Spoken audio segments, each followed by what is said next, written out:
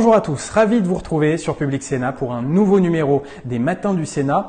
On va parler ce matin des réseaux de télécommunications puisque les sénateurs ont auditionné le directeur de l'ARCEP, l'autorité de régulation des télécoms, et ils lui ont notamment posé une question. La crise du coronavirus va-t-elle mettre un coup de frein au projet de déploiement du réseau 4G sur tout le territoire national? Je rappelle que les opérateurs français ont jusqu'à 2022 pour atteindre cet objectif. Je vous laisse écouter cette audition. Sébastien Soriano, président de l'ARCEP, l'autorité de régulation des communications électroniques et des postes.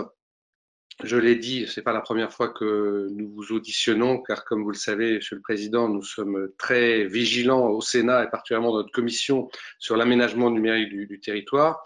Et donc, vous ne serez pas étonné que dès le début de la crise que nous traversons, nous ayons souhaité mettre en place un groupe de suivi des questions relatives à l'aménagement numérique du territoire, avec 3 référents, Patrick Chaize, bien sûr, Jean-Michel Houllegatte et Guillaume Chevrollier. La crise sanitaire a créé une augmentation considérable des usages numériques qui a pu à un moment faire craindre d'ailleurs que les réseaux ne résistent pas. Et ils ont en tout cas jusqu'à présent résisté. Vous nous expliquerez ce qui a pu être fait pour que la catastrophe que nous pouvions craindre sur ce plan ne se produise pas. Et vous nous direz aussi si aujourd'hui on peut être rassuré sur ce sujet. Au-delà, la crise sanitaire a été très révélatrice de notre société du numérique avec ses forces, avec ses faiblesses. Ses forces parce que c'est vrai que je crois que l'on a atteint des chiffres qui n'avaient jamais été atteints en termes de recours au télétravail, que le télétravail a permis justement de maintenir une partie de l'activité économique qui aurait été sans cela encore plus réduite. Et au-delà de l'activité économique, il y a eu et il y a encore, bien sûr, grâce aux connexions numériques, une continuité dans l'enseignement, que ce soit à l'école ou dans les universités.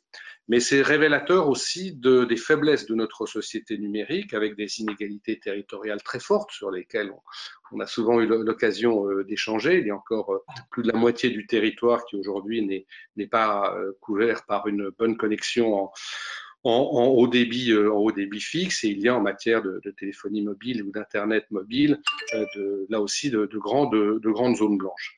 Et on mesure à quel point, à l'aune de ces faiblesses, à quel point il est nécessaire d'atteindre les objectifs qui ont été fixés, à quel point il paraît assez incroyable de voir que le gouvernement n'est pas accepté de mettre les crédits qui lui avaient été demandés, je pense notamment au combat qu'avait mené Patrick Chaize pour obtenir 300 millions de plus pour France Très Haut Débit, eu égard à l'impact de ces investissements sur l'économie et sur l'accès au savoir, et eu égard à l'effet de levier que procurent ces investissements, je crois que c'est la crise que l'on vit montre bien à quel point ces investissements sont nécessaires.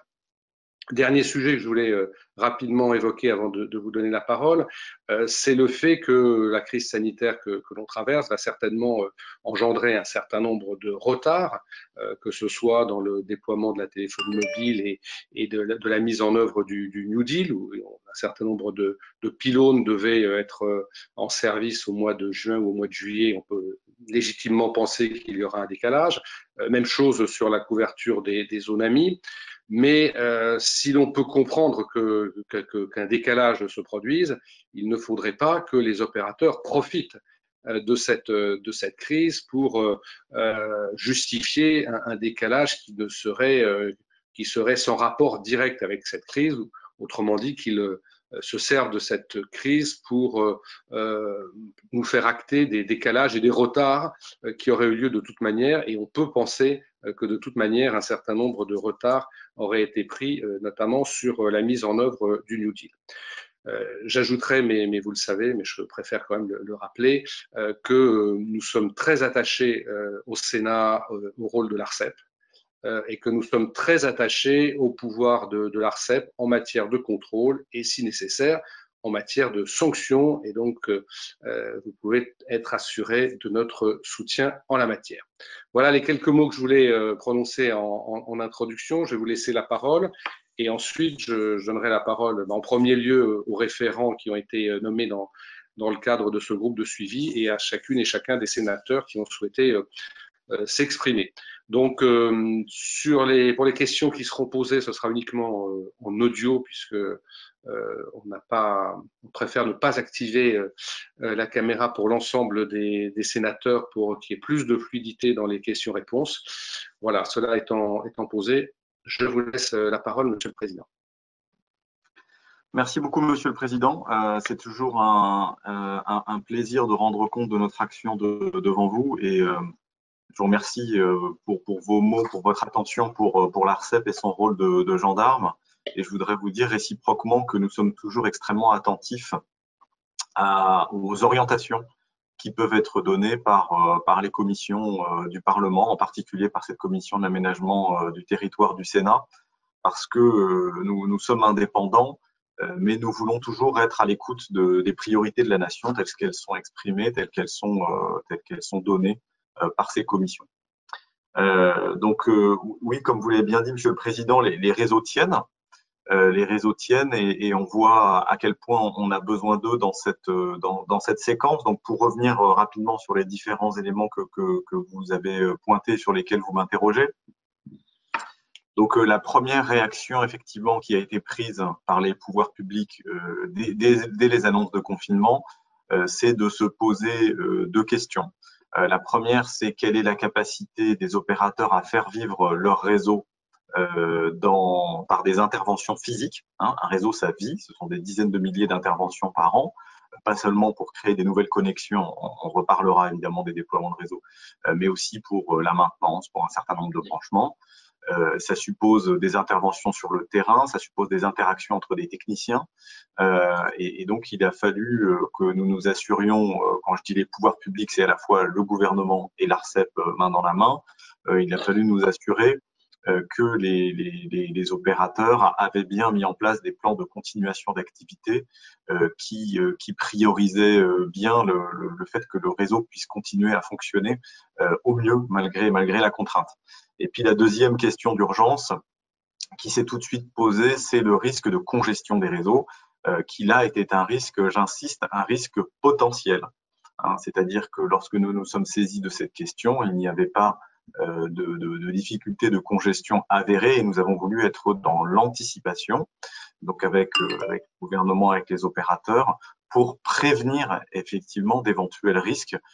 On était le week-end d'avant le confinement et la peur qu'on avait, c'est que si tout le monde commence à télétravailler, les enfants à faire de l'éducation à distance, voire certaines activités ludiques, tout ça en même temps, il y avait un risque de congestion. Alors, sur le premier sujet des déploiements, je crois que c'est un sujet que vous connaissez bien parce qu'il a été résolu, il a été traité, je dirais, par le gouvernement, notamment par le biais des ordonnances, des habilitations qui ont été soumises, donc pour permettre une fluidification des interventions. Et le deuxième sujet, donc sur lequel l'ARCEP a été plus particulièrement partie prenante, donc sur celui du risque de congestion, en fait, ce que nous avons mis en place, c'est un dialogue permanent, c'est-à-dire de faire en sorte que les opérateurs ne soient pas seuls pour faire face à d'éventuelles difficultés. Et je dirais, ce dialogue, il a permis d'abord que tout le monde prenne ses responsabilités. Donc, les opérateurs ont redimensionné certaines interconnexions qui étaient sans doute insuffisantes, alors surtout sur les communications téléphoniques qui ont connu des difficultés dans les tout premiers jours du confinement. Et ensuite, les grands utilisateurs d'Internet ont aussi pris leurs responsabilités. Donc, il y a eu une invitation de la part à la fois de la Commission européenne et du gouvernement vis-à-vis des grands utilisateurs d'Internet, vous savez, les grands OTT, les grands over the top, donc notamment les grandes plateformes de streaming, de prendre leurs responsabilités. Alors, je dois vous dire que aujourd'hui, sur cette question de la responsabilité des grands OTT, nous n'avons pas d'éléments de bilan qui nous permettent de vraiment bien pouvoir vous rendre compte de l'efficacité des mesures qui ont été prises. Donc, d'un côté, il y a eu ces réductions d'environ 25% via des changements de format qui ont été envoyés dans le réseau. On n'a pas vu de baisse très significative du volume. Donc, on a l'impression que potentiellement, ça a empêché des augmentations de volume, mais on n'a pas vu de baisse de manière tout à fait visible sur cet effet du 25%. Et deuxièmement, l'autre limite à la situation actuelle, c'est les téléchargements. C'est-à-dire qu'il y a deux grands usages d'Internet qui consomment de la ressource. Le premier, c'est le streaming vidéo. Le deuxième, ce sont les mises à jour logicielles, notamment de jeux vidéo ou d'autres. Et aujourd'hui, ces mises à jour ne sont pas à notre connaissance, ne s'inscrivent pas à notre connaissance dans un dialogue entre les OTT et les opérateurs. Et donc, les opérateurs découvrent, entre guillemets, ces mises à jour qui, tout d'un coup, peuvent inonder le réseau et qui, potentiellement, s'échappent des catégories classiques, des pics. Ils ne sont pas nécessairement en fin de journée, ils ne sont pas nécessairement la nuit, en milieu de journée. Voilà. Donc, je dirais qu'aujourd'hui, sur cette responsabilisation des OTT, je dirais qu'il y a eu un effort qui a été fait. Aujourd'hui, je ne suis pas en mesure de vraiment vous dire à quel point cet effort a été efficace et a porté ses fruits. Ça fera partie des choses qu'on devra étudier, je dirais, dans le temps long, de voir à quel point est-ce que c'est vraiment sur une réduction de 25% qu'il fallait responsabiliser les OTT ou est-ce qu'il n'y avait pas d'autres mesures plus pertinentes pour renforcer le dialogue. On l'a vu notamment dans l'affaire Disney+. Dans l'affaire Disney+, donc le lancement de Disney a été reporté de 2 semaines. On n'a pas eu l'impression que ces 2 semaines ont réellement permis un changement des architectures techniques entre les opérateurs. On a notamment eu une préoccupation des opérateurs émise par le fait que Disney+ passerait par des chemins d'Internet qui seraient très épars, donc difficiles à suivre et optimiser pour les opérateurs. On n'a pas l'impression que les 15 jours ont réellement permis d'accroître significativement la qualité de cette connaissance par les opérateurs. Donc voilà, sur cette question de la responsabilisation des OTT, la big picture, c'est bien, il s'est passé quelque chose. Maintenant, il faut aussi rentrer dans l'analyse ex post pour apprécier si c'était vraiment ça qui était proportionné. Je ne jette pas la pierre, je pense que quand on est face à la crise, il faut prendre des résolutions dans l'urgence. Et donc, je ne suis certainement pas en train de critiquer les décisions qui ont été prises, qui me paraissaient les bonnes en l'état de la connaissance des choses que nous avions. Alors pour la suite, je crois qu'on peut effectivement être globalement rassuré. Maintenant, ce dialogue que nous avons mis en place est efficace. Alors oui, je disais, pardon, il y a la responsabilisation des OTT, il y a aussi la responsabilisation du grand public. Alors elle est difficile à mesurer, mais il y a eu plusieurs messages qui ont été envoyés par la Fédération des télécoms, par le gouvernement, par l'ARCEP, pour inciter à des usages qui sollicitent moins, notamment les réseaux mobiles, qui sont les plus fragiles, les réseaux 4G. Et c'est précisément sur cette question des réseaux 4G que je voulais finir ce point sur la question de la congestion. Aujourd'hui, dans les différents points de fragilité que nous constatons dans le fonctionnement des réseaux, c'est au niveau de la boucle locale que nous voyons des fragilités, c'est-à-dire vraiment dans le dernier kilomètre qui relie l'utilisateur au réseau. Les réseaux fixes sont assez solides puisque ce sont des réseaux qui sont dédiés à chaque individu. En revanche, les réseaux mobiles sont des réseaux partagés. Et donc, quand à l'intérieur d'une même cellule, c'est-à-dire derrière une même antenne, vous avez une quantité importante d'utilisateurs qui, en même temps, sollicitent beaucoup le réseau, là, vous avez un risque de faire tomber le réseau. Évidemment, le réseau ne tombe pas, mais de ralentir vraiment significativement l'usage de ce réseau. Et donc, ça doit nous interroger en temps long sur comment est-ce qu'on accompagne les opérateurs pour bien dimensionner, premièrement, qu'ils aient suffisamment de fréquences. Il y a un sujet de fréquence pour pouvoir absorber de la capacité. Il faut que les opérateurs aient de la ressource. Donc, est-ce qu'on peut donner plus de fréquences aux opérateurs? Est-ce qu'il faut envisager une réorganisation des fréquences? Puisque vous savez qu'aujourd'hui, on utilise des fréquences pour la 2G, pour la 3G, pour la 4G, demain pour la 5G. Est-ce qu'il est possible de mieux optimiser cette utilisation des fréquences? Ou bien en mettant fin progressivement à certaines technologies, on pourrait imaginer une extinction de la 3G. Rien n'est acté dans ce que je vous dis, ce sont des idées à réfléchir pour l'après. On pourrait aussi imaginer qu'il y ait davantage de mutualisation. Est-ce que le réseau 2G, par exemple, ne pourrait pas être un réseau qui serait davantage mutualisé entre les opérateurs, compte tenu de son facteur concurrentiel, quand même tout de même très limité aujourd'hui. Donc, une première réponse pour accroître la capacité des réseaux mobiles, ce sont les fréquences. Et la deuxième, c'est la collecte. Hein, c'est-à-dire que nous avons, pendant assez longtemps, je dirais, laissé faire les opérateurs sur la manière dont ils géraient leur collecte. Nous avons un petit peu accru la pression sur eux à travers le New Deal mobile en exigeant qu'il y ait des collectes suffisamment dimensionnées partout.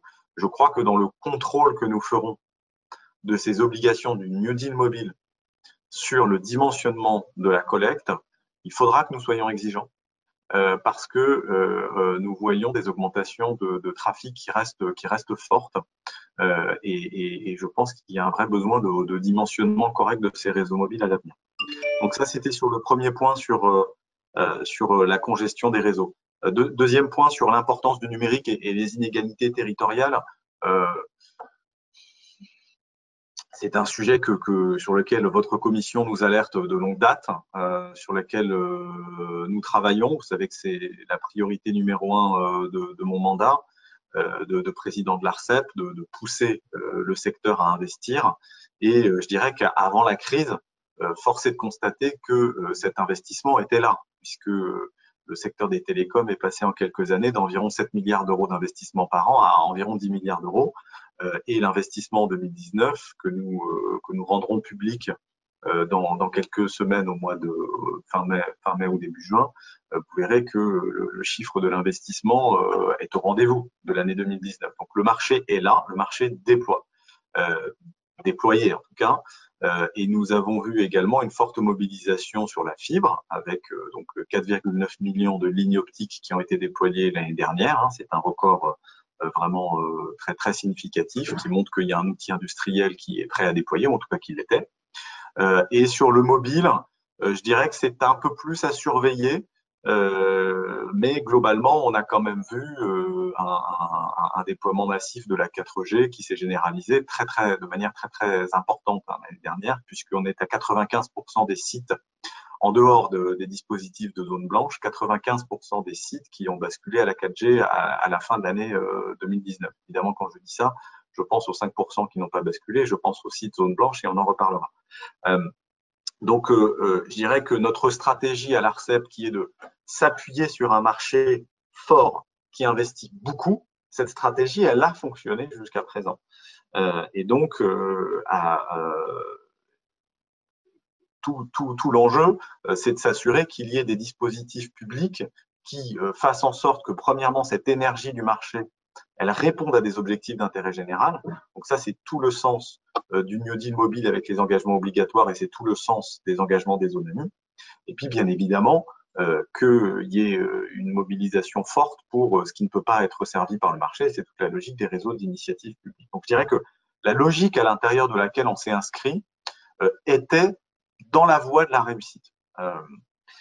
Donc maintenant, vous m'interrogez sur est-ce que cette dynamique que nous avions créée, est-ce qu'elle peut continuer à fonctionner après la crise? Et notamment, c'est la question des décalages des déploiements éventuels. Alors, ce que je voudrais dire là-dessus, je voudrais être un petit peu solennel. Ce que je voudrais dire, c'est que on a fait un choix, je dirais, tous les pouvoirs publics concernés, que ce soit le gouvernement, que ce soit l'ARCEP, que ce soit beaucoup de collectivités locales à travers les réseaux d'initiative publique, et que ce soit le Parlement à travers beaucoup de rapports et de lois votés sur ces sujets, on a fait un choix qui est de s'appuyer fortement sur le marché pour déployer les réseaux en France.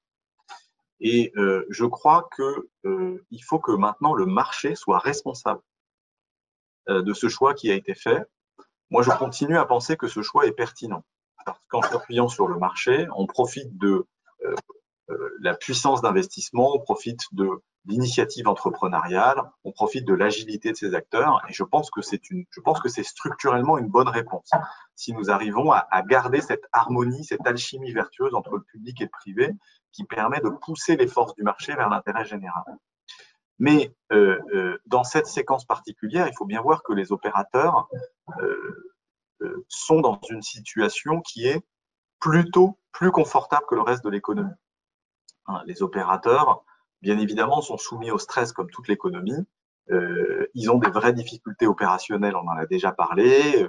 Il y a des techniciens qui font un travail formidable, donc moi, je ne veux certainement pas rentrer dans un discours négatif vis-à-vis des opérateurs, mais je constate factuellement, en lisant les analyses financières, que les opérateurs sont plutôt confortés, premièrement parce qu'ils sont dans une logique d'abonnement, qui permet que les revenus rentrent de manière régulière. Deuxièmement, parce que la crise a tendance à limiter ce qu'on appelle le churn, c'est-à-dire les changements d'opérateurs. Et ça, c'est un facteur de stabilisation pour les bases des opérateurs et c'est un facteur de réduction des coûts commerciaux. Donc, c'est plutôt une bonne nouvelle. Donc, il y a des éléments qui vont dans le sens de la stabilisation du business des opérateurs. Et donc, dans cette séquence particulière, moi, le message que je fais passer aux opérateurs et que je partage avec vous aujourd'hui, c'est que nous attendons d'eux qu'ils soient au rendez-vous de leurs responsabilités. Nous avons des grands capitaines d'industrie, nous sommes fiers d'avoir des grands opérateurs français qui sont des vraies réussites entrepreneuriales. Et maintenant, nous attendons à ce que ces acteurs soient pleinement responsables et au rendez-vous. Alors, je tiens à vous dire que nous devons saluer de très nombreuses initiatives qui sont prises par les opérateurs, en tout cas une partie d'entre eux, qui font des avances de trésorerie vis-à-vis des tissus de PME, de leurs sous-traitants, certains même qui développent des fonds de soutien qui vont encore plus loin avec potentiellement du quasi-fonds propre en soutien aux tissus de PME. Donc, je voudrais vraiment saluer ces initiatives, mais dire que j'attends de tous les grands opérateurs, et notamment des 4 grands opérateurs, qu'ils soient extrêmement responsables et qu'ils soutiennent, s'il le faut, à bras-le-corps, tout ce tissu de PME. Il est vraiment vital qu'on évite d'avoir une reprise lente des déploiements de réseaux qui serait due au fait qu'on ait laissé se démanteler un tissu de PME qu'on a patiemment construit. Quand je dis on, c'est tout le collectif de la fibre, des collectivités locales, tous les acteurs, les constructeurs, tous les acteurs d'infranum, de tout cet écosystème et bien évidemment des opérateurs qui ont construit patiemment des centres de formation, qui ont mis en place des contrats cadres avec des sous-traitants, qui ont sécurisé les choses et qui ont permis d'arriver à 4,9 millions de lignes optiques construites l'année dernière. C'est évidemment une réussite fantastique. Et maintenant, moi, je fais vraiment un appel très solennel aux opérateurs d'aller très loin dans le soutien qu'ils peuvent apporter à ce tissu de PME. Pourquoi? Parce que l'après va être extrêmement exigeant sur la connectivité. Vous l'avez dit, Monsieur le Président, cette séquence nous montre à quel point les réseaux sont essentiels et je dirais qu'on est, tous à la fois impressionnés par la mobilisation des agents de terrain qui permettent à ce réseau de fonctionner et on est tous, je pense, aussi émus de constater les chiffres inquiétants de ceux qui ne sont pas connectés, notamment parmi les personnes âgées, notamment parmi les personnes en situation de précarité sociale. Et nous voyons à quel point, dans une situation de confinement, l'absence de connexion est un facteur d'exclusion vraiment massif. Donc, je pense que les opérateurs doivent être vraiment au rendez-vous de cette responsabilité pour jouer leur rôle pleinement et permettre une reprise rapide, une reprise vraiment très rapide de ces déploiements. Moi, je crois qu'on a réussi entre 1997 et 2020 à construire un modèle gagnant dans lequel le marché peut répondre aux objectifs d'aménagement du territoire. Je crois que dans l'après, moi, je ne serais pas favorable à réouvrir cette logique et à dire on refait des monopoles publics pour déployer des réseaux. Ce ne sera pas ma recommandation.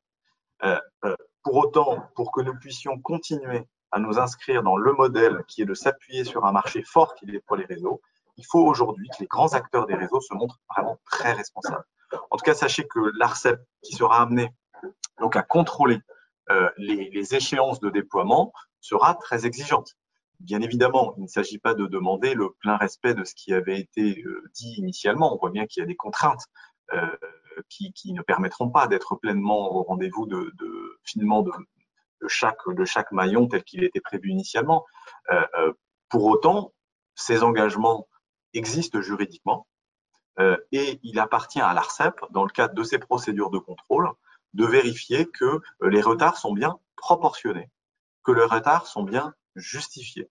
Et l'ARCEP, le cas échéant, sera amené à refixer un calendrier dans le cadre de mise en demeure pour faire respecter les nouvelles échéances. Donc, vous pouvez compter sur nous pour faire ce travail. Nous aurons un premier rendez-vous au mois de juillet, suite à la première échéance du New Deal et de l'arrêté qui arrive le 27 juin. Donc, avec Julien de Normandie, nous échangeons régulièrement et avec ses équipes et l'Agence de la cohésion des territoires pour préparer intelligemment ce rendez-vous. Mais on aura cette première étape. Et puis, il faudra aussi qu'on se mette autour de la table avec les opérateurs de la zone AMI pour voir qu'est-ce qui se passe à la fin de l'année, qu'est-ce qu'on exige d'eux spécifiquement, comment est-ce qu'on s'adapte le cas échéant. Et donc ça, c'est un travail qui est encore devant nous et qui se fera plus vraisemblablement à la rentrée pour fixer des calendriers et apporter de la clarté. Bien évidemment, on le fera dans la plus grande transparence et avec le gouvernement. Un mot de conclusion sur le rôle de l'ARCEP.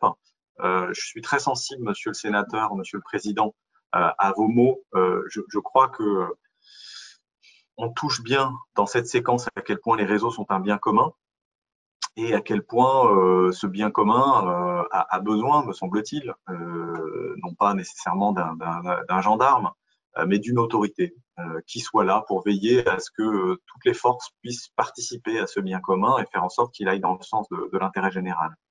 Mais il ne faut pas être naïf. On n'est pas dans une histoire de bisounours. Il y a des grands enjeux économiques. Il y a aussi des enjeux politiques parfois qui peuvent se jouer. Et donc, il est vraiment très important que la gouvernance de la régulation puisse structurellement garantir notre capacité à jouer notre rôle. Et ça se joue dans des discussions actuelles à deux plans. Le premier, c'est celui de notre pouvoir de sanction. Patrick Chaise a déposé une proposition de loi visant à le remettre à jour. Je dirais que, on aura l'occasion d'en rediscuter, je dirais que nous accueillons positivement le fait de vouloir consolider le pouvoir de sanction de l'ARCEP parce que malgré les analyses juridiques qui prouvent qu'il est assez solide, l'épisode de la QPC d'Orange a semé un petit peu le doute. Et donc, de pouvoir apporter une réponse dans la sérénité nous paraît une bonne option. Et donc, voilà, on est à la disposition du Sénat pour discuter après précisément de la manière de faire. Ensuite, le deuxième enjeu, c'est notre gouvernance. Nous tenons jalousement à notre gouvernance parce que, non pas qu'elle soit parfaite, une gouvernance n'est jamais parfaite, mais simplement, étant donné les forces que nous avons à réguler, nous pensons que nous gagnons extrêmement à la stabilité. Nous pensons que toute modification de notre gouvernance fragilise potentiellement l'ARCEP. Et donc, c'est la raison pour laquelle, dans le cadre du projet de loi audiovisuel, nous avons partagé avec les assemblées un sentiment extrêmement négatif vis-à-vis de l'idée qui est apportée de changer la composition du collège de l'ARCEP. Donc, en l'occurrence, en y adjoignant une personnalité qui sera désignée par l'ARCOM, donc le futur du CSA. On n'avait évidemment aucun problème avec l'ARCOM, bien au contraire, puisque nous avons mis en place un pôle commun pour travailler ensemble. Donc, nous sommes dans une démarche de coopération extrêmement poussée avec le CSA. Pour autant, il nous semble que modifier la gouvernance de l'ARCEP n'est pas souhaitable, serait un facteur de fragilité. Et nous n'avons pas lu ou vu de motifs vraiment extrêmement clairs de cette modification. Et donc, dans le doute, nous préférerions la stabilité qui nous permette de continuer à jouer notre rôle. Voilà, je vous remercie beaucoup de votre attention et je suis à disposition de vos questions. Merci beaucoup, Monsieur le Président, pour cette intervention très, très intéressante. Nous avons bien sûr bien noté votre appel solennel à la responsabilité des opérateurs et là aussi, je crois que nous sommes tout à fait en phase par rapport à cet appel. Et nous avons également noté avec satisfaction votre volonté d'assurer un suivi très, très rigoureux des engagements. Je vais tout de suite donner la parole à Patrick Chaise pour qu'il vous pose une première question. Monsieur Chaise, est-il là? Oui, Monsieur le Président, merci de me passer la parole. Alors, ce sera peut-être plusieurs questions dans un propos peut-être large. Bonjour, Monsieur le Président de l'ARCEP, et merci de votre présence ce matin pour cette audition. Je voudrais tout d'abord profiter de l'occasion qui m'est donnée pour saluer l'ensemble des acteurs du secteur et en particulier les personnes qui interviennent sur le terrain pour garantir la résilience de nos réseaux. Grâce à eux, le numérique préserve aujourd'hui, dans la mesure du possible, la continuité des activités économiques, des soins et de l'enseignement.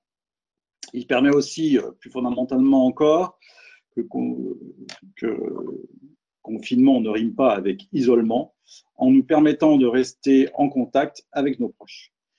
Il serait donc cohérent que le statut de secteur essentiel soit enfin accordé officiellement au réseau de communication électronique. Vous l'avez abordé partiellement, mais je souhaiterais savoir si l'ARCEP partage cette position.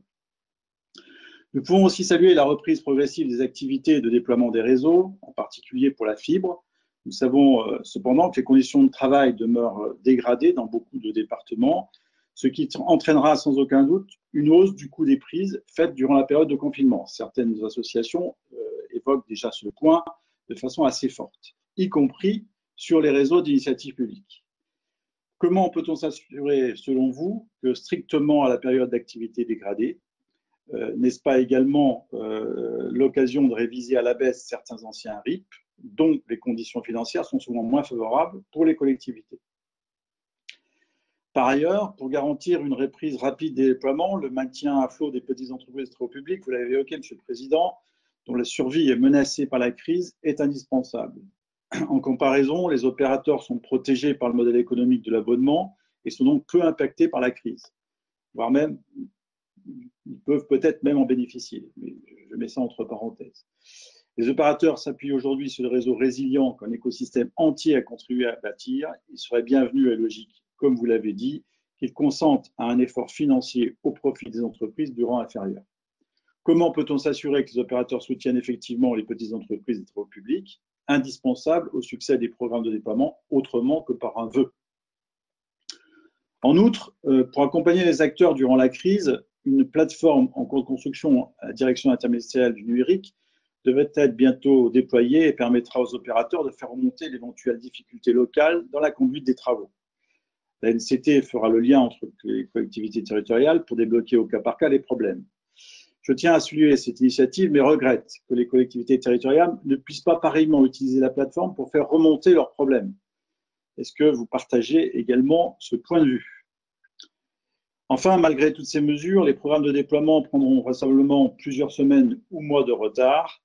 Cela doit pas empêcher notamment l'ARCEP d'exercer pleinement son pouvoir de contrôle, comme on l'a évoqué, et le cas échéant, de sanctions. Il me semble qu'une seule solution aujourd'hui envisageable serait de geler au moins la période de 3 mois allant de mars à juin, voire discuter avec l'ensemble des acteurs pour déterminer cette période, et reporter ainsi systématiquement les échéances des programmes de déploiement. L'ARCEP apporte-t-elle son soutien public à cette proposition? Voilà, Monsieur le Président, les quelques questions que je voulais poser à Monsieur le Président de l'ARCEP. Merci, Monsieur Chaise. Monsieur le Président Soriano, pour réponse à Monsieur Chaise. Oui, alors d'abord sur la question de statut de service essentiel des réseaux, je dois dire que je ne suis pas certain de maîtriser d'un point de vue juridique quelles en seraient les conséquences. Je dirais que sur le plan, je dirais conceptuel, cela me paraît une excellente idée. D'ailleurs, il y a bien la notion de service universel qui existe d'ores et déjà et qui prévoit qu'il doit y avoir un certain nombre de prestations qui sont accessibles à tous, notamment le téléphone.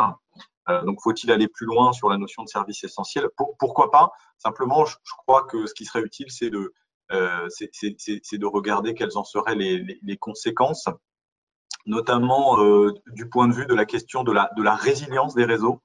Il y a sans doute une question aujourd'hui qui pourrait se poser.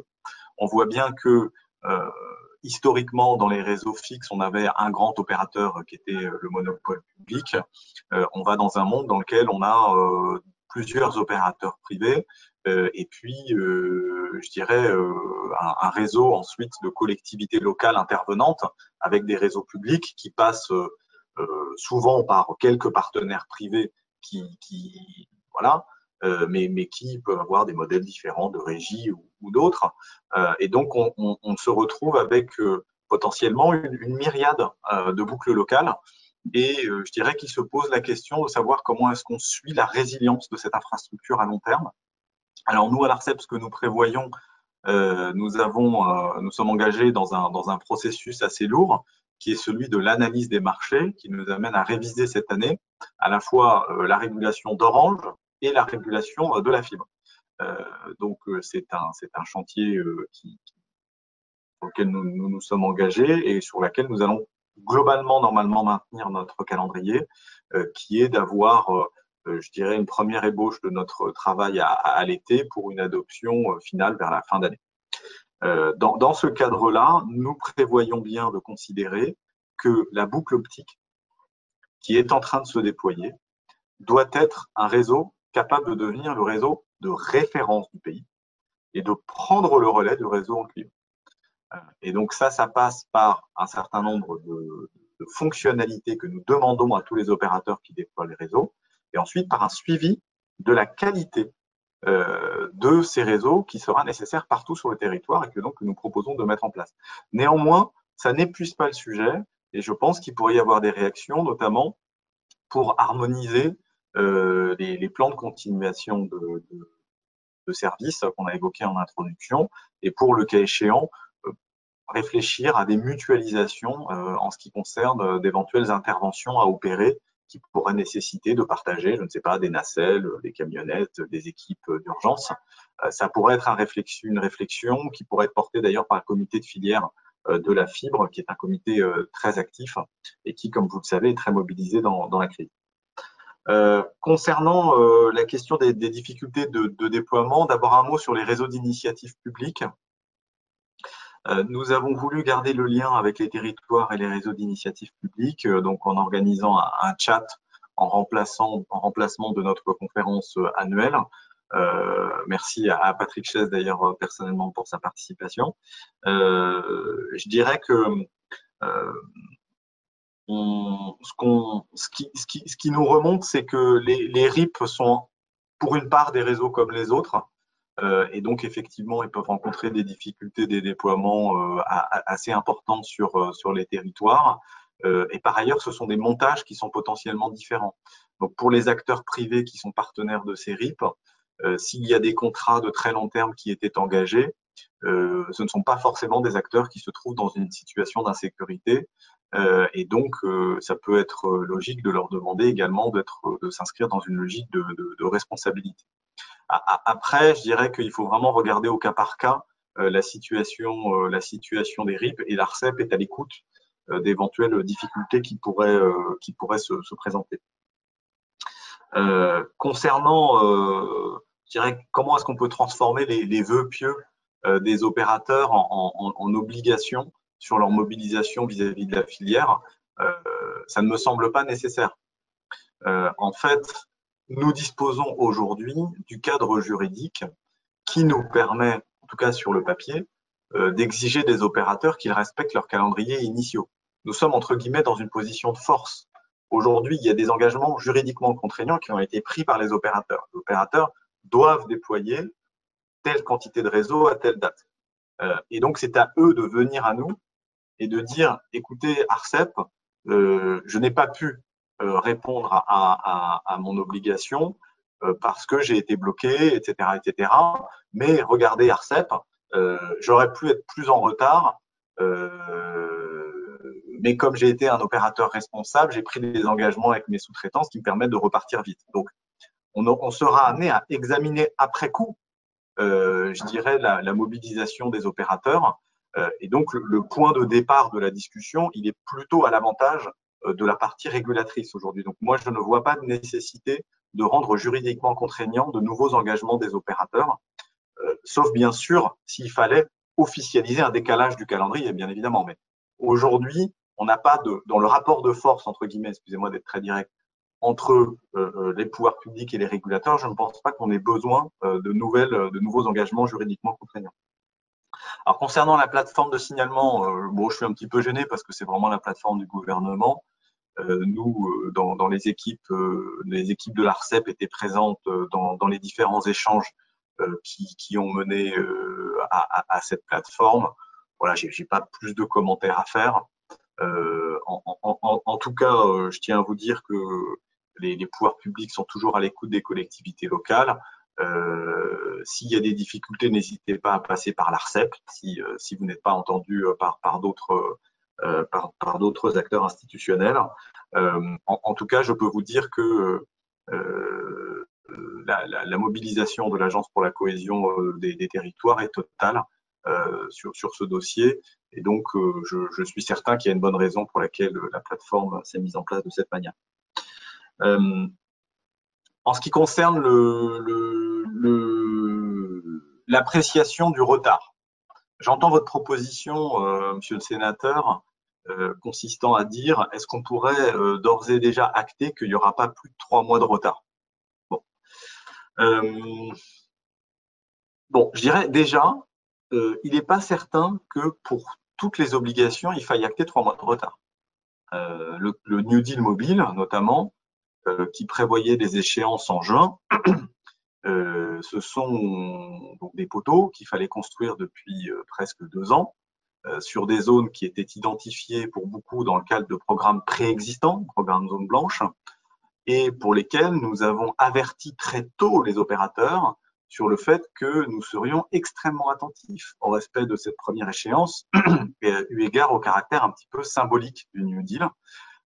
Et donc, je ne pars pas avec l'a priori que le premier arrêté du 27 juin fera l'objet d'une mensuétude de la part du régulateur dans son appréciation. Je ne pars pas du principe que nous donnerons 3 mois de plus aux opérateurs ou 6 mois de plus, ou je ne sais pas quoi, pour le respect du New Deal. Hein. Nous avons envoyé des signaux forts et clairs aux opérateurs sur le respect du New Deal. Je rappelle que le New Deal est une opération exceptionnelle dans laquelle nous avons reconduit des fréquences sans en augmenter les redevances.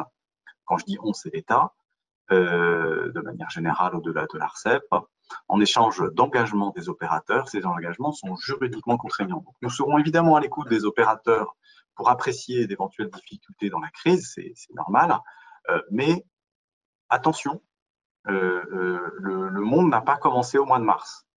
Donc, nous apprécierons l'ensemble de l'effort qui a été porté par les opérateurs. Donc ça, je dirais, c'est une première précaution. Aujourd'hui, moi, je ne veux pas déjà faire un chèque en blanc de 3 mois nécessairement sur tous les retards. Inversement, il est possible que ce retard de 3 mois, malheureusement, ne soit pas suffisant. Il est trop tôt pour apprécier la vitesse à laquelle le tissu de terrain pourra se remettre en branle pour déployer les réseaux mobiles et plus encore les réseaux fixes. Donc moi, je ne suis pas en mesure aujourd'hui d'apprécier finement quelle sera la durée de ce décalage. Et par ailleurs, malheureusement, nous ne savons pas encore quelles vont être les conditions précises du déconfinement. Nous ne savons pas non plus s'il y aura d'éventuelles rechutes, d'éventuels reconfinements qui seront pris. Donc pour moi, ça me paraît prématuré.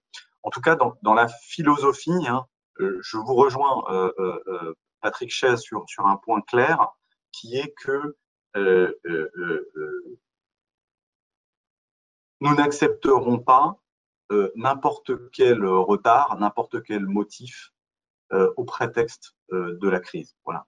Nous sommes solidaires des opérateurs depuis le premier jour, même avant le confinement, pour leur permettre de déployer leur réseau. Vous savez que l'ARCEP est un régulateur entre guillemets business friendly, c'est-à-dire qu'à la fois nous sommes exigeants vis-à-vis des opérateurs, mais nous nous situons à l'intérieur d'un cadre qui permet quand même aux gens de faire des affaires, parce que ce cadre qui permet de déployer les réseaux et d'apporter le service aux Français. Donc voilà, il ne s'agit pas pour l'ARCEP de se transformer en garde-chiourme. Pour autant, voilà, nous ne voulons pas être naïfs par rapport aux arguments qui pourront nous être apportés, et donc pour nous donner la plus grande capacité d'analyse, le plus grand esprit critique par rapport aux arguments qui pourront nous être apportés des opérateurs, je ne souhaite pas à ce jour m'enfermer dans un cadre qui serait trop strict autour de cette période de 3 mois, même si je partage totalement la philosophie de cette proposition. Merci. Merci, Monsieur le Président. Je vais donner la parole à Jean-Michel Houllegatte. Oui, merci, merci Monsieur le Président Moret, merci à vous Monsieur Soriano pour votre disponibilité. Comme il l'a été évoqué tout à l'heure, donc cette crise démontre que le numérique, qui est un facteur de croissance, peut être aussi un vecteur de résilience. On démontre l'explosion actuelle des usages, hein, que ce soit bien évidemment le télétravail, on a parlé d'éducation, la vidéo en ligne, et puis même dans la lutte contre l'épidémie à travers cette application Stop Covid. Notre mission d'information sur l'empreinte environnementale du numérique a mis en avant le concept de sobriété numérique. Cette sobriété, elle est d'autant plus d'actualité aujourd'hui, non pas exclusivement sur l'impact environnemental, mais bien sur le partage de la bande passante. Vous avez beaucoup parlé de responsabilisation, responsabilisation des grands utilisateurs d'Internet, responsabilisation du public, mais devons-nous aller plus loin et inventer de nouvelles formes de régulation qui soient régulation à la fois des contenus, des volumes de données et remettre ainsi une certaine forme en cause la neutralité du net. Puis j'ai une dernière question qui est d'actualité, qui est par rapport à cette application Stop Covid. Est-ce que vous avez été consulté sur le déploiement de cette application et est-ce que vous avez un avis à nous partager sur ce sujet? Je vous en remercie. Merci, Monsieur Houlgate. Monsieur Soriano. Oui, merci de votre question. Bon, sur cet enjeu de la sobriété numérique, ce que je voudrais vous dire, c'est que vraiment, nous sommes en train de faire notre révolution à l'ARCEP parce que ça n'était pas intuitif pour nous d'intégrer cette question environnementale. La loi nous a confié, au sortir du Grenelle de l'environnement, je dirais un objectif très général de veiller à la sobriété énergétique dans l'usage des réseaux, mais n'a jamais donné d'outils et d'instruments concrets à l'ARCEP pour veiller à cet objectif. Donc, nous avons jusqu'à présent été dans un travail de veille peu actif sur le sujet. Nous voyons monter cette question, nous la voyons aussi monter fortement dans le contexte de l'arrivée de la 5G, qui est un peu un agrégateur d'un certain nombre de choses, au-delà de la réalité de ce qu'est la 5G. Je dirais, je le prends en tant que métonymie. Et dans ce cadre-là, nous avons pris conscience à l'ARCEP l'année dernière que la question environnementale devait faire partie de nos préoccupations fortes. Je dirais, dans la continuation de ce qu'on a appelé notre manifeste, qui est les réseaux comme bien commun. Il y a 20 ans, ce qu'on demandait à l'ARCEP, c'était de développer la concurrence parce que c'était la meilleure manière de faire en sorte que les réseaux se développent dans l'intérêt des Français. On a beaucoup travaillé ces dernières années, on va continuer à travailler sur l'aménagement du territoire. Je vais revenir sur votre question sur la neutralité du net. Aujourd'hui, on voit bien qu'il y a une préoccupation environnementale dans le numérique et il est logique qu'en tant que régulateur, eh bien, nous nous armions pour vraiment avancer de manière plus forte sur ce sujet. Alors, en la matière, moi j'ai une culture d'ingénieur, donc je suis un petit peu laborieux. Donc, avant d'agir, j'ai besoin d'avoir des informations. Aujourd'hui, les informations que nous avons sur la consommation énergétique du numérique me paraissent parcellaires et insuffisantes, nettement insuffisantes. Nous avons des agrégats assez généraux, mais la première chose qui me paraît impérative, c'est que nous rentrions vraiment très finement dans la connaissance de l'impact environnemental du numérique. Alors, il y a plusieurs études qui ont commencé à le faire de manière macroscopique, qui dégagent déjà des premiers ordres de grandeur, 50% environ de l'impact dans les terminaux, 25% environ dans l'OTT, dans les serveurs, et 25% environ dans les réseaux télécoms. C'est très simple. Donc, à l'intérieur de ça, je pense que il est utile de déployer une vision qui soit vraiment globale. Nous, dans la brique réseau, donc je rappelle qu'il représente à peu près 25% de l'impact total.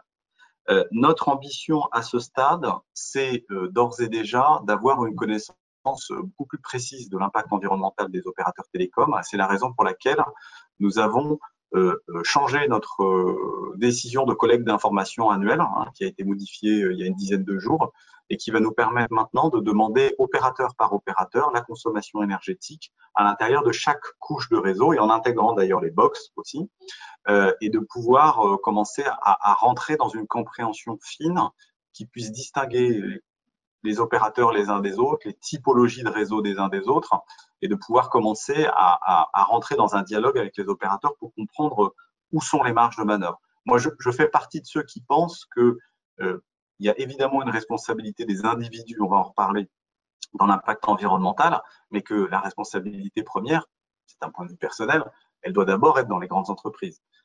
Et donc, il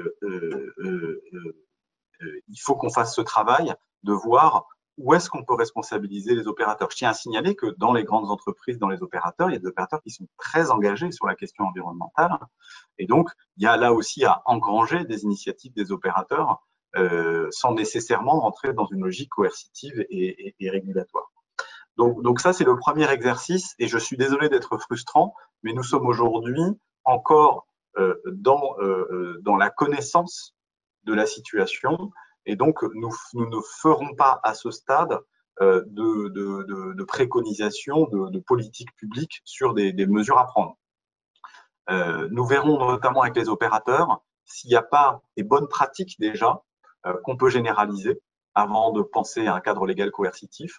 Je pense notamment dans le domaine du mobile à l'utilisation des bandes de fréquences qui ne sont pas forcément toutes nécessaires tout le temps en même temps. Bon, l'exemple qu'on donne toujours, c'est faut-il allumer toutes les porteuses de toutes les fréquences en zone rurale la nuit? Bon, c'est une bonne question. Donc déjà, est-ce qu'on peut généraliser un certain nombre de bonnes pratiques? Mais à ce stade, je ne pense pas rentrer dans une logique régulatoire avec les opérateurs, en tout cas dans un premier temps.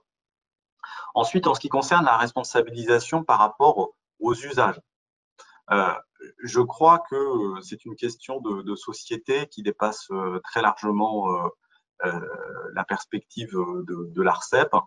Nous avons, entre guillemets, un logiciel qui correspond à nos missions. Aujourd'hui, notre mission, c'est de permettre aux Français de communiquer le plus librement possible. C'est comme ça que nous lisons notre feuille de route. La libération des usages. Et donc, il faut bien que vous voyez que dans un ADN de régulateur, avoir des communications illimitées, c'est un must. Voilà. Donc, le fait qu'on soit passé des forfaits 1 heure ou 2 heures à l'illimité, c'est parfait. Des forfaits 12 SMS par mois à l'illimité des SMS, c'est parfait. Et le fait qu'on ait en France des forfaits de 50 gigas, 100 gigas de données, c'est très bien. Voilà. Donc, nous, notre logique, c'est de permettre un développement des usages et un développement des usages qui soit neutre. Parce que, et la crise nous le montre, nous voyons bien qu'on est dans une société qui est dépendante de ces usages. Et donc, pour nous, la sobriété numérique ne doit pas nécessairement être une restriction en termes d'usage. C'est-à-dire que nous semble que ce ne serait pas nécessairement un bon message dans la société de la connaissance. Encore une fois, on est dans un paradigme que nous ne décidons pas, qui est aujourd'hui celui qu'on observe. Dans le paradigme de la société de la connaissance, de la société en réseau, ça nous paraît compliqué de rentrer dans une logique de vouloir restreindre les usages. Donc pour nous, la sobriété numérique, elle est d'abord dans ce qu'on peut imposer aux entreprises. Et sur ce plan, là, je sors de mon rôle de ARCEP, régulateur des télécoms. Il y a certainement beaucoup à faire, aussi au niveau des OTT et au niveau des terminaux. Vous savez que l'ARCEP, j'y reviendrai sur la question de l'application Stop Covid, milite depuis plus de 2 ans pour l'extension de la régulation des télécoms aux terminaux, pas toute la régulation, mais certains points. Il est évident que si nous travaillons avec les opérateurs télécoms sur des bonnes pratiques sur les terminaux, sur les réseaux, et que la question des terminaux échappe complètement au pouvoir public, on a perdu, encore une fois, 50% du problème, qui représente l'impact environnemental. Et on sait que les terminaux ont un rôle très important via les problématiques d'obsolescence programmée, dont on a vu que même via des mises à jour logicielles, elles pouvaient être accélérées. Donc, responsabilisation, pour nous, elle est d'abord responsabilisation des entreprises.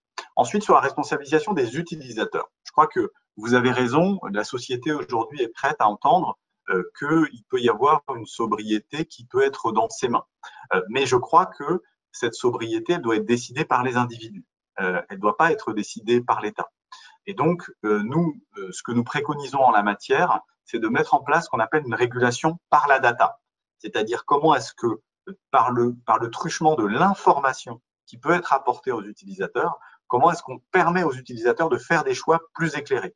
Donc, nous, ce pourquoi on milite, c'est permettre le développement d'outils de comparaison qui puissent être développés ou bien par les opérateurs télécoms, ou bien via des applications, ou bien via directement par les OS dans les smartphones, qui vous permettent de manière très facile de vous rendre compte de votre consommation énergétique due à vos usages télécoms. Il y a un premier article qui a été voté dans la loi Poisson qui vise à ce que les opérateurs télécoms envoient l'information de la consommation énergétique relative à l'usage via des factures tous les mois aux utilisateurs. Dans l'esprit, ça nous semble intéressant. On pense que ce serait plus efficace de le faire différemment, de le faire en passant par un tiers qui certifie les informations, qui peut être le régulateur ou un autre tiers. Et d'autre part, on pense que cette information doit être mise à disposition non seulement par les opérateurs, mais par les OS, des terminaux, un peu comme vous avez des comptes rendus de temps d'écran qui vous permettent de monitorer, enfin de piloter le temps que vous passez sur les différents écrans. Je tiens à dire d'ailleurs qu'il y a des outils qui existent déjà, qui permettent de mesurer votre impact. Vous avez notamment l'application mobile Carbon Analyzer que j'utilise personnellement, mais il y en a bien d'autres qui vous permettent d'ores et déjà de vous rendre compte de vos usages pour mettre un peu de sobriété. Donc pour moi, la sobriété numérique de l'utilisateur, elle doit être dans les mains de l'utilisateur. Mais il faut que l'utilisateur ait les informations pertinentes pour le faire. Et pour ça, via des outils de régulation, on peut faire en sorte que les utilisateurs ont l'information. C'est tout ce que nous avons fait, nous, à l'ARCEP, dans les télécoms, quand nous avons créé, à travers mon réseau mobile, des cartes de couverture mobile qui permettent de voir où le réseau ne fonctionne pas, avec, bien évidemment, maintenant, la possibilité d'héberger aussi des données tierces. Et nous avons beaucoup de collectivités locales qui ont fait des mesures complémentaires que nous hébergeons depuis 10 jours sur notre plateforme. Et sur le fixe, nous avons lancé Ma Connexion Internet il y a une dizaine de jours qui permet à tout un chacun de regarder quels sont les réseaux dont il dispose pour avoir accès à Internet. Donc, cette régulation par la data, elle fonctionne et nous pensons que ça peut être vraiment la bonne réponse au plan environnemental. Alors maintenant, un mot sur l'application Stop Covid. Et donc, a fortiori, nous ne militons absolument pas pour revoir la neutralité du net. Nous pensons que la neutralité du net est un principe essentiel de la gouvernance des réseaux. C'est la loi de la multitude, c'est la décentralisation de la décision des usages. Et cette loi nous paraît vraiment essentielle et revenir sur ce principe nous paraîtrait vraiment à contresens de l'histoire. Concernant l'application Stop Covid, je dirais que l'ARCEP n'a pas été officiellement saisie par le gouvernement et c'est logique puisque vous savez que dans le partage des rôles que nous avons à l'échelle nationale, c'est plutôt la CNIL qui s'occupe des questions de vie privée. Alors néanmoins, l'ARCEP s'intéresse de manière générale à la question de la protection de la vie privée par les opérateurs télécoms. Et donc, nous suivons ces dossiers. En l'occurrence, l'application Stop Covid ne passera pas par les opérateurs télécoms. Donc, il est logique que nous ne soyons que modérément dans la boucle. Alors, néanmoins, je tiens à dire que nous sommes en contact avec le Conseil national du numérique qui a été saisi par le gouvernement. Je serai auditionné par Salwa Toko aujourd'hui à ce propos. Et nous avons une préoccupation dans ce dossier, enfin, je ne sais pas une préoccupation, c'est plutôt une participation au débat, qui est la question de la confrontation que nous comprenons entre le gouvernement et Apple sur la question de l'ouverture d'une API, de certaines fonctionnalités qu'Apple prévoit de se réserver à lui-même, mais ne prévoit pas d'ouvrir à des tiers, en tout cas pas selon cette modalité. Donc cette confrontation, nous notons simplement qu'elle s'inscrit dans un travail que nous avons effectué depuis 2 ans autour de la question de la neutralité des OS. C'est-à-dire qu'aujourd'hui, ce sont les OS, les smartphones qui dictent leurs règles, qui dictent leurs lois, qui décident ce qu'on a le droit de faire sur un smartphone ou ce qu'on n'a pas le droit de faire sur un smartphone. Et ce principe nous semble poser problème, nous semble porter atteinte à la liberté des utilisateurs et en l'occurrence semble potentiellement pouvoir porter atteinte à des enjeux de souveraineté.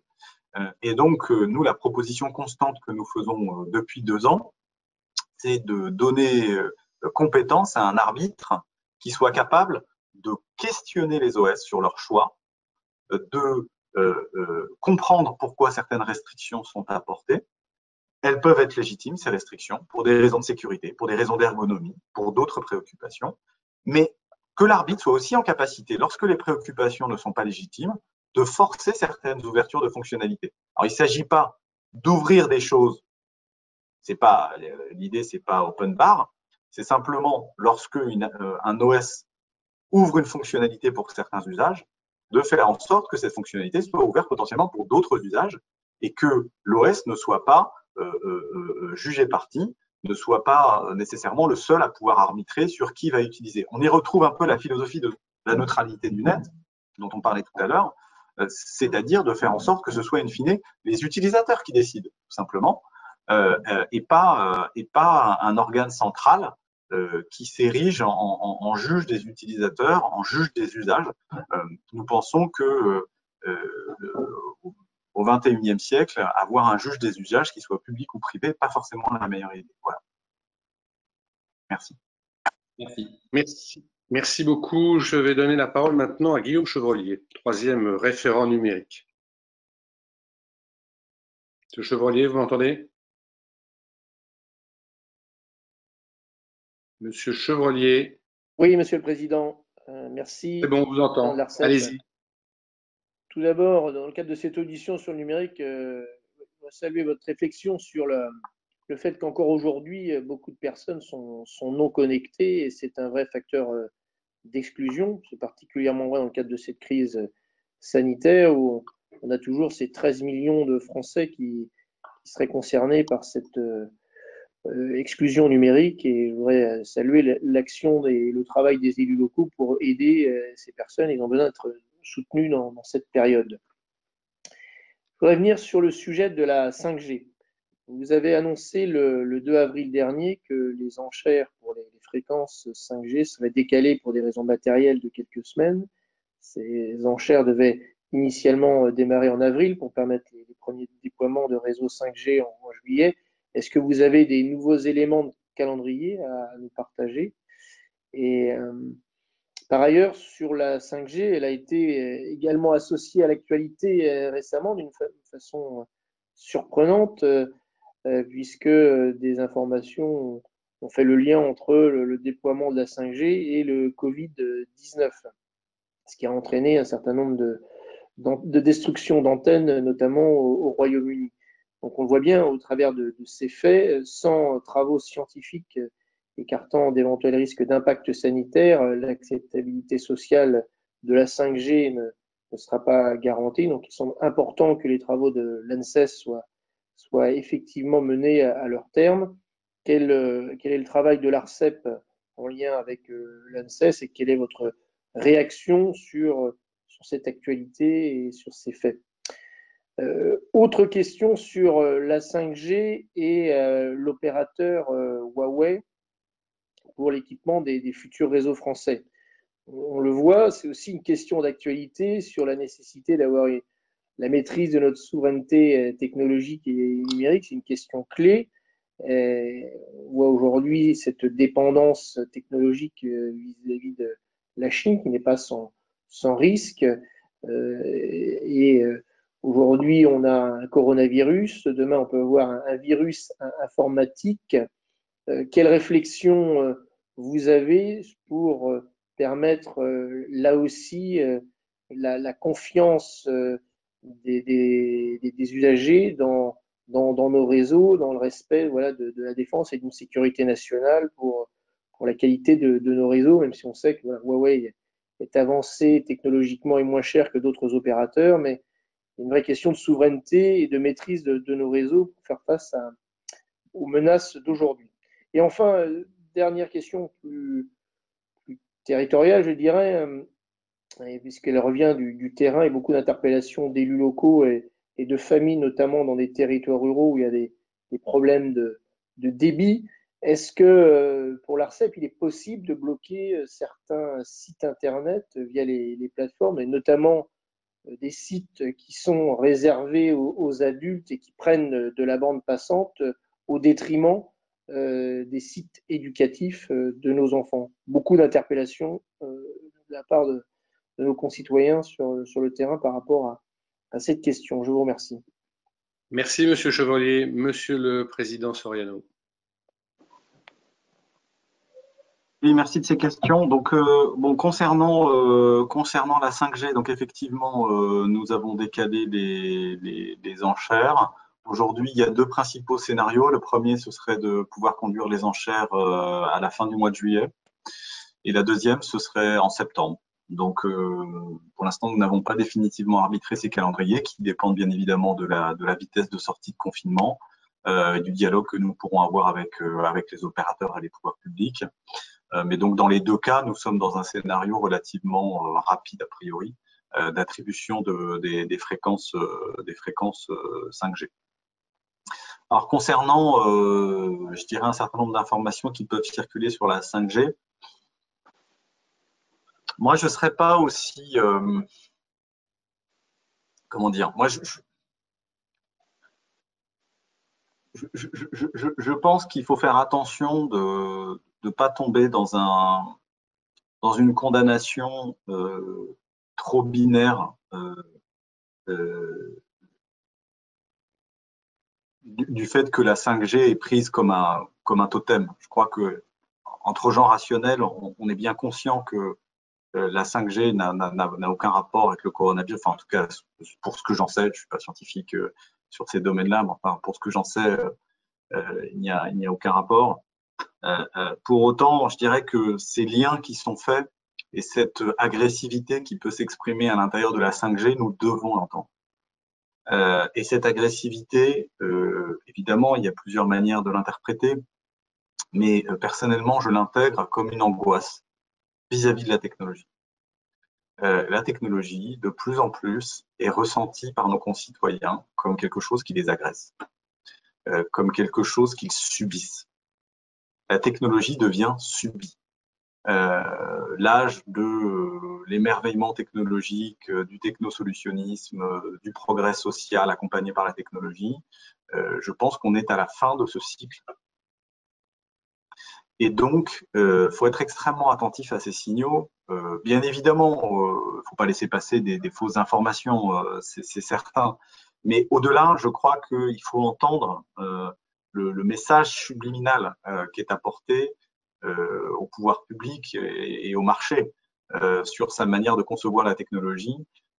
Et ça me conforte dans le fait que nous devons absolument créer les conditions pour que la technologie se développe comme un bien commun. Et c'est la raison pour laquelle à l'ARCEP, le choix que nous avons fait, c'est d'être dans le dialogue le plus ouvert possible avec les associations, avec tous les acteurs qui sont des acteurs que nous connaissons mal, avec qui nous n'avons pas de dialogue familier. Et donc, notre choix, c'est de développer des ateliers de concertation de manière à pouvoir construire ensemble les conditions pour que, pas que la 5G, on se focalise sur la 5G, mais que les réseaux du futur puissent se développer dans l'intérêt des gens.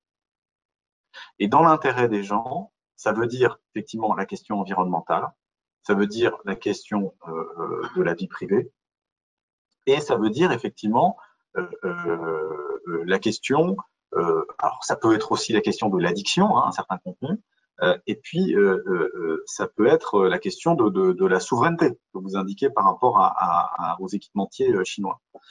Donc nous voulons nous inscrire dans le débat. Nous pensons qu'il faut un débat. Il faut délibérer de ces questions-là et il faut, je dirais, des preuves tangibles que les pouvoirs publics ne sont pas simplement des passe-plats du marché. Et je crois que c'est très important de bien s'assurer, nous, pouvoirs publics, que les technologies vont vraiment dans l'intérêt des gens et le cas échéant, de poser des conditions lorsque c'est nécessaire. Et je pense qu'il faut le faire, il faut le faire savoir.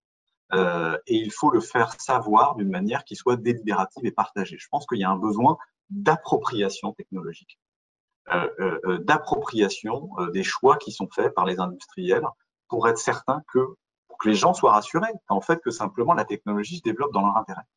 Donc, je crois qu'il faut, voilà, bien sûr, il faut faire un travail de contradiction quand il y a des choses erronées qui sont faites.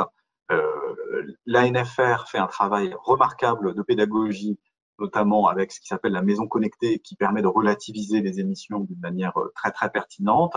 Elle fait un travail remarquable sur l'évolution, sur la mesure des expositions. Elle a sorti encore des documents très récemment.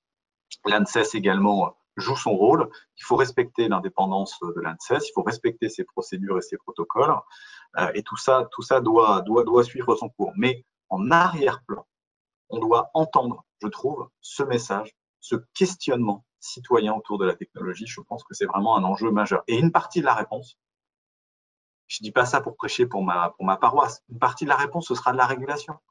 C'est-à-dire quelque chose qui montre qu'il y a bien une harmonie qui est créée entre l'initiative privée et l'intérêt général, et qui permet de s'assurer qu'on est bien en train d'avoir la combinaison gagnante entre les deux mondes. Et je pense que le laisser-faire et le passe-plat technologique sont des choses qui heurtent profondément nos concitoyens. Concernant Huawei, bon, j'en ai dit un mot. L'ARCEP n'est pas en responsabilité sur cette question-là. Nous, ce à quoi nous veillerons sur le long terme, c'est à ce que les opérateurs, quels que soient leurs équipementiers, et donc là, je stigmatise certainement pas un équipementier en particulier en disant ça, soient bien en situation de maîtrise de leur réseau, puisque les réseaux vont devenir de plus en plus logiciels. C'est pas la 5G en général, hein, c'est ce qu'on appelle la softwareisation des réseaux. Dans ce cadre-là, il peut y avoir recours à de l'algorithmie, notamment à de l'IA, à de l'intelligence artificielle, avec toutes les questions d'explicabilité, d'auditabilité de l'IA qu'on connaît dans tous les autres secteurs. Et donc, nous serons vigilants à ce que les opérateurs soient en situation de maîtrise de leur infrastructure. Je me dis que c'est dans leur propre intérêt, donc je m'imagine pas qu'ils vont donner les clés du camion comme ça à quelque chose qu'ils ne maîtrisent pas. Mais là encore, je pense que le fait de pouvoir se porter garant en étant dans un dialogue avec les opérateurs, ça peut être utile. Alors, concernant les sites réservés aux adultes, donc à la question de la pornographie en ligne, donc je pense qu'il y a deux aspects dans votre question. Premièrement, comment est-ce qu'on peut mieux protéger les mineurs contre cette pornographie? Donc là-dessus, Adrien Taquet et Cédrico ont lancé un chantier avec tous les intervenants du secteur et en confiant à l'ARCEP et au CSA une animation qui est un petit peu en train de prendre du retard, mais qui doit permettre de généraliser les filtres parentaux de manière beaucoup plus facile, accessible, fluide, quasiment par défaut, notamment sur les smartphones qui sont achetés par les adolescents. Ensuite, en ce qui concerne la gestion du trafic, nous avons ouvert, dans le cadre de la crise avec les opérateurs, un protocole spécifique. Nous avons dit aux opérateurs, qui ne concerne pas que le porno en ligne, qui concerne tous les usages, dans lequel nous avons dit aux opérateurs, si vous avez des alertes particulières sur certains usages que vous voyez exploser et que vous avez potentiellement des besoins de bridage, parlez-nous-en. Puisque la neutralité du net interdit dans le principe ces bridages, mais peut prévoir certaines adaptations, certaines mises en œuvre particulières lorsque la situation le commande, notamment dans des situations de congestion. Il peut potentiellement y avoir du bridage qui se fasse dans le respect de la neutralité du net, si certaines conditions sont réunies. Et donc, nous avons appelé les opérateurs en cas de difficulté à nous solliciter. Et ce que je peux vous dire publiquement et officiellement, monsieur le sénateur, c'est qu'aujourd'hui, nous n'avons eu aucune demande d'aucun des 4 grands opérateurs. Et donc, pour nous, la question du bridage n'est pas à l'ordre du jour. Nous n'avons pas d'alerte sur un usage comme le porno en ligne ou un autre qui poserait des questions de congestion. Merci beaucoup. Je vais donner la parole à Monsieur Fouché. Comme j'ai encore beaucoup de questions, parce que j'ai une dizaine de questions, on va prendre des petits blocs de 3 ou 4 questions. Donc, on va faire Monsieur Fouché, puis Monsieur Jacquin, puis Madame Assassi. Monsieur Fouché, êtes-vous là? Monsieur Fouché? Monsieur Jacquin, peut-être? Vous m'entendez là? Voilà. Oui, Monsieur Si Fouché, vous activez le son, parfait. Merci, C'est Alain Président. Fouché, vous Je m'entendez? retrouvais- Attendez. Là, il y en a 2 qui sont en ligne, donc on va laisser Monsieur Fouché en premier comme prévu. Monsieur Jacquin, je vous demande un peu de patience et on donne la parole à Monsieur Fouché. Merci, J'en ai Monsieur beaucoup. Monsieur le Président, de votre grande bienveillance. Simplement, j'ai pas tout entendu ce qui a été dit parce que les réseaux fonctionnent pas très bien. On est moins bien équipés que dans le département de Monsieur Moret, mais on se débrouille. Et donc, il y a peut-être des questions qui ont été posées. Donc, j'avais plusieurs questions. J'ai entendu les conséquences du report, ça a été dit. Par contre, je voulais vous poser une question, je ne pense pas qu'elle a été posée, notamment qui concerne les investissements et innovations dans les infrastructures. Sont-elles envisagées dès la sortie de la crise, et notamment dans le domaine de la maintenance? Merci, Investissements et innovations dans les infrastructures sont-elles envisagées dans la sortie de la crise et en particulier dans la maintenance? Mais est-ce que cette question a déjà été posée ou pas? On va donner la parole à Monsieur Jacquin, puis on aura une réponse globale à toutes ces questions. Monsieur Jacquin, puis Madame Assassi. Monsieur Jacquin. Je voudrais vous remercier, Président, pour avoir organisé cette audition qui est absolument passionnante. Et Monsieur Soriano est brillant, il a toute la modération qui convient à un régulateur. J'ai une question, moi, qui m'interpelle beaucoup. La crise montre à quel point nous sommes dépendants du numérique et c'est un révélateur magnifique. Dans ce contexte, vous faites pour les entreprises de télécommunications qui s'en sortent très très bien dans le contexte. Ça n'est pas les entreprises du BTP, ça n'est pas l'hôtellerie, ça n'est pas les chauffeurs de VTC. Vous faites appel à la responsabilité. Et vous me faites penser à des collègues, j'étais dans l'hémicycle hier soir, qui, sur le sujet des assurances, qui vont très très bien, proposaient des contributions volontaires. Et là, j'interpelle mes collègues, Monsieur Soriano. Nous sommes législateurs. Vous faites votre boulot de régulateur. Dans la crise, en ce moment, ces entreprises-là vont très bien. Est-ce que nous, législateurs, nous ne devrions pas donner un accélérateur très très net dans la manière de développer le réseau, dans la manière de réduire la fracture numérique, je pense à des mises à disposition d'abonnements et de matériel vers les publics fragiles qu'il faudrait intensifier considérablement. Et je voudrais relayer votre appel à responsabilité vers les entreprises sous-traitantes qui sont sur le terrain et qui ne vont pas aussi bien que leurs donneurs d'ordre. Il y a seulement un tiers des chantiers qui se réalisent actuellement. Alors, vous faites un appel à responsabilité que les donneurs d'ordre, les SFR, Bouygues, France Télécom, Free et Orange soient responsables et fassent en sorte que ce tissu d'entreprise ne crève pas parce qu'on en est là. Moi, je veux relayer ça. Et je termine en incitant mes collègues à lire un article qu'il y avait dans Le Monde le 6 avril sur le recours au chômage partiel pour les grandes entreprises de télécom qui vont très très bien dans la crise. J'en reste là, je vous remercie. Merci, Monsieur Jacquin. Je ne suis pas sûr que effectivement le régulateur puisse répondre à toutes les questions et tous les points soulevés, mais c'est lui qui l'appartient. Je sollicite le régulateur comme mes collègues. Madame Assassi. Madame Assassi est là? Vous m'entendez? Parfaitement, on vous écoute. Merci, Président Moret, pour cette audition et je voudrais sincèrement remercier Monsieur le Président de l'ARCEP pour ses interventions très argumentées et très intéressantes. J'avais plusieurs questions et je ne vais pas y revenir. Je ne vais pas revenir sur certaines d'entre elles puisqu'elles ont déjà été évoquées. Je suis dans l'hémicycle, je suis en audition. Excellent, lui. Soriano, ARCEP, le régulateur. Voilà, j'aurais deux questions, donc deux autres questions très concrètes, Monsieur le Président de l'ARCEP. Dans l'urgence, on assiste à un développement des forfaits mobiles des opérateurs qui permettent donc une meilleure connexion Internet pendant le confinement.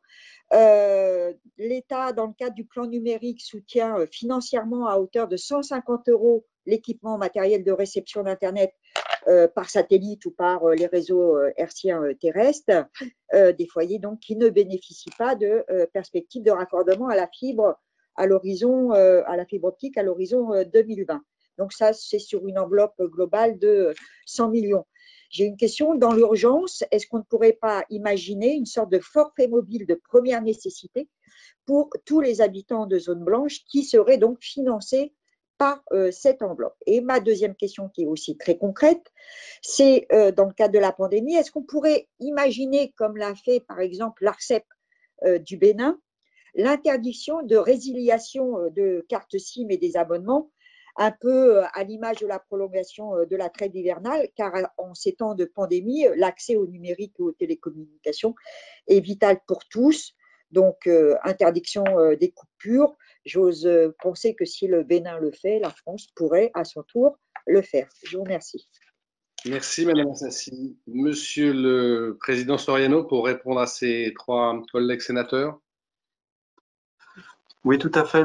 Donc, pour répondre à la question de Monsieur Fouché, donc concernant les investissements et les innovations des opérateurs, nous sommes effectivement, comme je l'ai indiqué, bien dans une logique de pouvoir débloquer ces investissements au plus vite à partir de la sortie du confinement. Donc, je suis pas en mesure de donner un calendrier aujourd'hui puisque ça dépend un petit peu de l'appréciation sur le tissu de sous-traitants et sa réactivité. Mais en tout cas, notre intention est bien de permettre que ça reparte très vite dès que ce sera possible. Exactement, parce que j'ai un truc de boulot, donc je prenais tes nouvelles. Ensuite, il y a la question de Monsieur Jacquin. Donc, concernant la dépendance au numérique et le rôle des opérateurs, oui, je crois que bon, sans tomber dans de l'opérateur bashing, je crois qu'effectivement, on est dans un moment dans lequel on peut leur demander des efforts. Et je sais que certains y sont prêts, certains les ont déjà anticipés. Voilà. Et en ce qui concerne le recours au chômage partiel, je crois qu'effectivement, tous les opérateurs n'y ont pas nécessairement recouru de la même manière. Concernant la question de la fracture sociale, toujours sur la question de Monsieur Jacquin et sa dimension numérique, je crois effectivement qu'il pourrait y avoir une réflexion de la part du législateur sur le sens et la portée de ce qu'on appelle le dispositif de service universel social. Donc aujourd'hui, en fait, la loi prévoit bien qu'il y ait potentiellement un service universel social, mais il a été, je dirais, pour des raisons d'opportunité économique, des difficultés juridiques, enfin, tout un tas de raisons, il a été limité essentiellement à l'abonnement téléphonique, au tarif social de l'abonnement téléphonique. Et je pense que effectivement, il y a une question qui se pose, qui est de savoir est-ce qu'il ne faudrait pas revoir en profondeur ce dispositif de service universel pour apporter effectivement un service aux personnes qui sont les plus exclues. Alors, je ne suis pas un spécialiste de ce sujet, mais je crois comprendre qu'une des difficultés de toucher cette population, c'est qu'elle n'est pas nécessairement dans une situation administrative nécessairement identique à la majorité de la population, ce qui nécessite des adaptations. C'est pas nécessairement, bien sûr, le prix compte, mais c'est pas toujours nécessairement qu'une question de prix. En France, on a des abonnements mobiles qui sont extrêmement peu onéreux, les deuxièmes les moins chers de l'OCDE, avec des quantités de données extrêmement généreuses qui sont apportées. Donc, je dirais que le marché fait déjà une part très importante pour apporter des offres peu onéreuses. Donc, il y a sans doute un maillon qui reste à trouver pour combler le fossé entre ces populations et ces abonnements qui sont déjà peu onéreux. Je ne suis pas certain que ce soit nécessairement dans la main des opérateurs, mais en tout cas, je pense qu'il y a une réflexion certainement à avoir. On a vu notamment dans le domaine éducatif, beaucoup d'enseignants témoigner du fait qu'ils ont, entre guillemets, perdu un tiers de leur classe avec qui ils n'arrivent pas à être en interaction, sans doute pour des raisons de fracture numérique. Donc, tout à fait d'accord avec le constat et avec la nécessité certainement d'une réflexion. Alors, je vous rappelle que donc au niveau européen a été adopté en 2018 un code européen des télécoms qui revoit de A à Z la réglementation des télécoms et dont le gouvernement prévoit de le transposer par ordonnance dans le cadre de la loi audiovisuelle. Donc ça pourra être l'occasion, le cas échéant, ou par un autre véhicule, ça n'est évidemment pas à moi de me mêler de ça, de se pencher sur cette question de l'avenir du service universel des télécoms. Encore une fois, c'est peut-être pas via un mécanisme de service universel classique qui est la réponse, c'est peut-être via des mécanismes sociaux autres, je ne sais pas, mais en tout cas, cette question mérite sans doute d'être reposée. Ensuite, concernant la question de Madame la sénatrice, donc d'abord sur les 150 € de matériel par satellite qui pourraient être réorientés. Ce que je comprends d'une des difficultés de la situation dans les zones blanches, c'est que, par définition, excusez-moi d'être trivial, mais comme ce sont des zones blanches, il n'y a pas de réseau. Et donc, on ne sait pas apporter vite une solution technologique dans ces zones. Et donc, c'est la raison pour laquelle le satellite est préféré en général. Ensuite, c'est un dispositif sur lequel je n'ai pas de retour d'expérience précis à partager avec vous et je ne sais pas notamment s'il y a une problématique sociale qui se combinerait à cette fracture territoriale. Donc, je ne suis pas en mesure de vous dire comment est-ce que ces 150 € pourraient, le cas échéant, être réorientés ou non. Alors, concernant l'interdiction des coupures, effectivement, je crois que c'est un vrai enjeu. On peut s'imaginer des foyers qui ont des vraies difficultés à boucler leur fin de mois. On voit des reportages dans la presse sur des quartiers très populaires sur lesquels il y a des vraies difficultés, y compris de se nourrir en cette période très, très difficile. Donc, on voit bien qu'effectivement, garder l'abonnement téléphonique, c'est pas forcément la première des priorités. Ce que je peux vous dire, c'est que les opérateurs sont très sensibles à ce sujet et qu'il y a eu des dialogues nourris avec le gouvernement et que, à ma connaissance, les opérateurs font beaucoup de gestes commerciaux pour reconduire certains abonnements, pour augmenter les forfaits. Et aujourd'hui, personnellement, je n'ai pas de remontée concrète de cas de situations de coupure qui seraient problématiques. Alors, par définition, le problème, c'est que les gens qui sont coupés, on les entend moins. Mais en tout cas, à date, je n'ai pas de constat en ce sens. Donc, je partage le constat théorique, le risque théorique de ces coupures. Pour autant, mon appréciation à ce stade, c'est que les opérateurs ont bien compris le message et font l'accompagnement social. C'était l'audition au Sénat du directeur de l'ARCEP, l'autorité de régulation des télécoms. Il a expliqué aux sénateurs que les opérateurs de télécommunications français ont été épargnés par la crise du coronavirus et que donc le déploiement du réseau 4G sur tout le territoire national va être mené à son terme. En revanche, les sous-traitants de ces opérateurs, souvent des petites entreprises, sont frappés par la crise actuelle. Il y aura donc des retards à prévoir dans le déploiement de la 4G. Voilà, c'est la fin de cette émission. Merci de l'avoir suivi. Continuez à vous informer sur cette crise sanitaire sur notre site internet publicsena.fr. Je vous souhaite une très bonne journée sur Public Sénat.